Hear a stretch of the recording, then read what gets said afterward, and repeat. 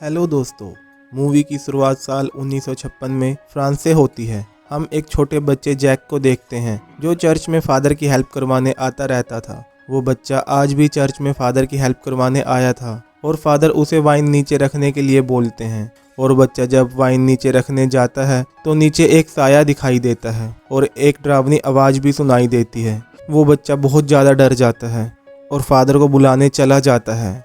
और जब फादर नीचे आकर देखते हैं तो होली वाटर बहुत तेज उबल रहा था और देखते ही देखते वो भाप बनकर उड़ जाता है।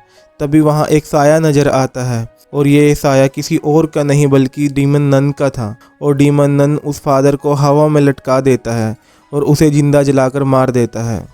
और उसके बाद हम उस डीमन नन को चर्च में देखते हैं और तभी एक आदमी बैग उठाकर जाता हुआ दिखाया जाता है। अगले सीन में हमें सिस्टर आयरिन दिखाई जाती हैं जो अब एक दूसरे चर्च में रहकर अपनी ज़िंदगी बिता रही थी, जहां पर एक दूसरी सिस्टर डेवरा भी दिखाई जाती है। उसे नन बनने में बिल्कुल भी इंटरेस्ट नहीं था और इरेन उसे कहती है, मुझे बचपन में विजन्स आती थी और इसी वजह से मेरे फादर ने मुझे चर्च में छोड़ दिया था, क्योंकि उनको लगता था या तो मैं झूठ बोल रही हूँ और या मुझ में कोई बुरी ताकत का साया है। और तभी डेवरा भी उसे बताती है कि उसका भाई फौज में देश की सेवा कर रहा है और मेरे पिता ने मुझे यहाँ पर गॉड की सेवा करने भेज दिया। और ये कहकर वो हंसती है। उसके बाद हम एक स्कूल हॉस्टल को देखते हैं जहाँ एक मॉरिस नाम का आदमी काम किया करता था और उस स्कूल हॉस्टल को एक मैडम चलाती थी। वो बहुत ही अग्रेसिव नेचर की थी। इसका कारण ये था कि उसका बेटा कुछ साल पहले इसी स्कूल की चप्पल में मर गया था, तभी से वो चिड़चिड़ी हो गई थी।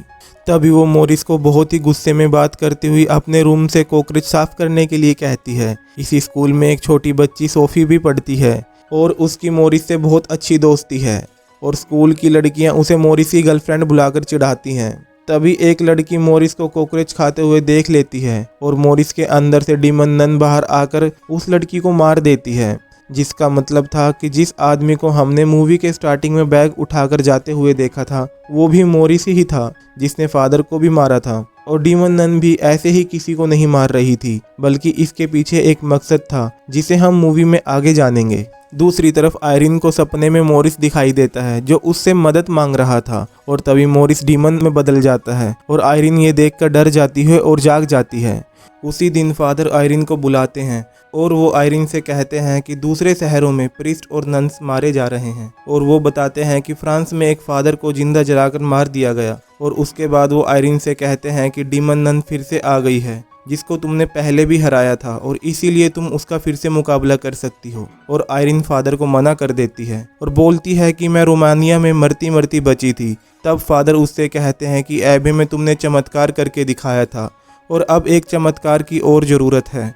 इसके बाद आयरिन फ्रांस के लिए ट्रेन से रवाना हो जाती है और तभी वो देखती है कि सिस्टर डेवरा भी बिना किसी को बताए उसके साथ आ गई थी। और आयरिन उससे कहती है कि तुम यहाँ क्यों आई हो, अगर फादर को पता चल गया तो वो तुम्हें चर्च से निकाल देंगे। और डेवरा कहती है कि मैं तुम्हारा साथ देना चाहती हूँ और चमत्कार को होते हुए देखना चाहती हूँ। और दूसरी तरफ स्कूल में लड़कियां सोफी को चप्पल में ले जाती हैं जहाँ मैडम ने सभी का जाना बंद किया हुआ था और चप्पल की खिड़की पर एक बकरा बना हुआ था। वो लड़कियां सोफी के साथ गेम खेलती हैं और उसे कहती हैं कि तुम्हें इस खिड़की पर बने बकरे की आंखों में टॉर्च जलाकर देखना है और वो आंखें डीमन की हैं और अगर तुमने जरा भी ध्यान हटाया तो डीमन तुम्हें मार देगा। और सोफी जब उसे देख रही थी तो बाकी की लड़कियां चुपचाप वहां से चली जाती हैं और तभी सोफी को डीमन नन दिखाई देती है जिससे वो बहुत डर जाती है। पर तभी मॉरिस आकर उसे बचा लेता है और वहां से ले जाता है। फिर आयरिन और डेवरा फ्रांस पहुंच जाते हैं और जब वो होटल जाकर देखते हैं तो आयरिन के नाम से कोई रूम बुक नहीं था, इसलिए आयरिन बहुत परेशान होकर वहां से बाहर आ जाती है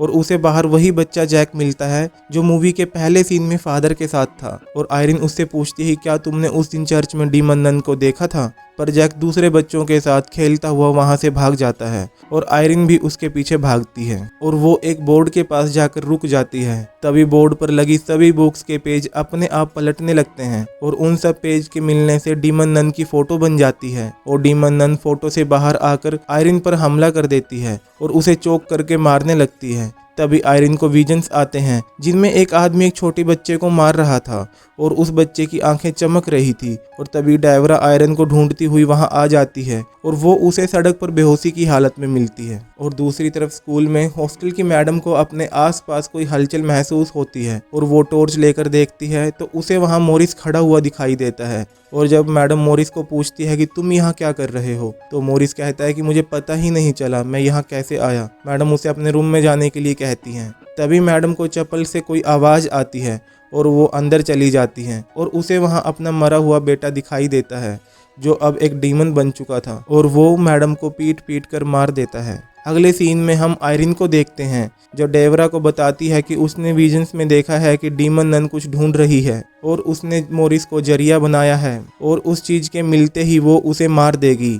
और यहाँ हम जान पाते हैं कि मोरिस इस स्कूल में कुछ ढूंढ रहा था और इसीलिए वो यहाँ पर जॉब करता है। और डेवरा उसे बताती है कि उसके बेहोश हो जाने के बाद वो बच्चा जैक उसके पास आया था और उसे कुछ देकर गया था। जब आयरिन इन्वेलप खोलकर देखती है तो उसमें उसे एक होली क्रॉस और एक सिंबल मिलता है। और जब वो मरे हुए नन और फादर की फोटोज देखते हैं तो उन्हें एक हाथ में वही सिंबल दिखाई देता है। और आयरिन कहती है अगर हमने इस सिंबल का मतलब ढूंढ लिया तो हमें पता चल जाएगा कि वो डीमन नन क्या ढूंढ रही है। और अगले सीन में आयरिन और डेवरा उस सिंबल को लेकर कैथोलिक आर्कीव में जाते हैं और उसे वहां पता चलता है कि वो सिंबल सेंट लूसिया के परिवार का निशान है।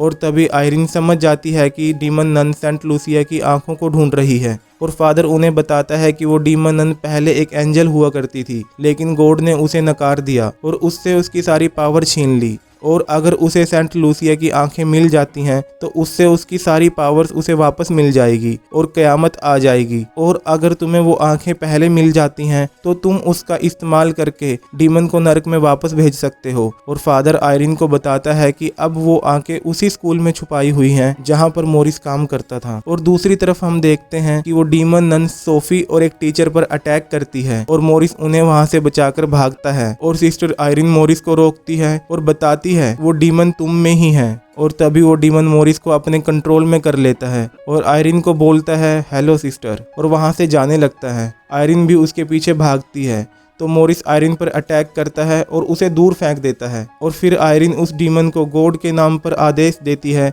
कि वो मोरिस के बॉडी से निकल जाए। तभी मोरिस नीचे गिर जाता है और आयरिन और डेवरा उसे बांध देते हैं। उसके बाद चपल में चले जाते हैं जहां सोफी उन्हें बताती है कि जब बकरे की आंखों पर रोशनी पड़ती है तो लाल हो जाती हैं। फिर डेवरा उसकी आंखों में टॉर्च से रोशनी करती है और उसकी आंखें लाल होकर चमकने लगती हैं और एक डायरेक्शन में पॉइंट करती हैं जिससे उन्हें सेंट लूसिया की आंखों का पता मिल जाता है। और तभी मोरिस जाग जाता है और आयरिन पर अटैक करता है जिससे आयरिन की हाथ से वो आंखें गिर जाती हैं और सोफी उन्हें वहां से लेकर भागती है। और मोरिस भी आयरिन को छोड़कर सोफी के पीछे भागता है और सोफी को पकड़ने की कोशिश करता है।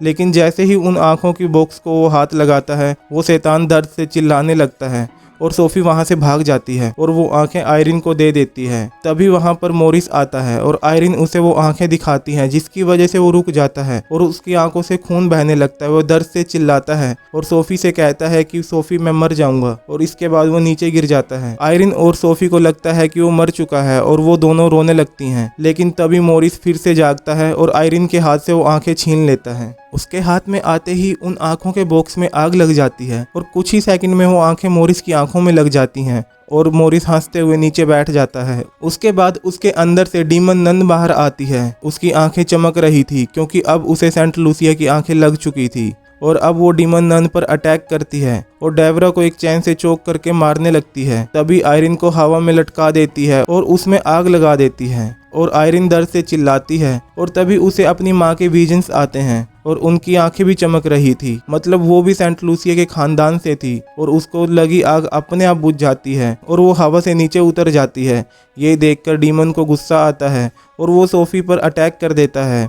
तभी आयरिन डेवरा को प्रेयर करने के लिए कहती है और ये बात नोटिस करती है कि यहाँ पर बहुत सारी वाइन है क्योंकि स्कूल की बिल्डिंग में पहले वाइन फैक्ट्री हुआ करती थी और वाइन पर प्रेयर करने से वो जीसस का ब्लड बन जाती है। और डेवरा और आयरिन सच्चे मन से प्रेयर करके उस वाइन को जीसस के ब्लड में बदल देते हैं और उसे डीमन नन पर डाल देते हैं जिसकी वजह से डीमन नन जलने लगती है और वो वापस नरक में चली जाती है। और मूवी की एंड में हमें सब कुछ ठीक होता हुआ दिखाया जाता है और मोरिस सोफी और टीचर के साथ वहां से चला जाता है।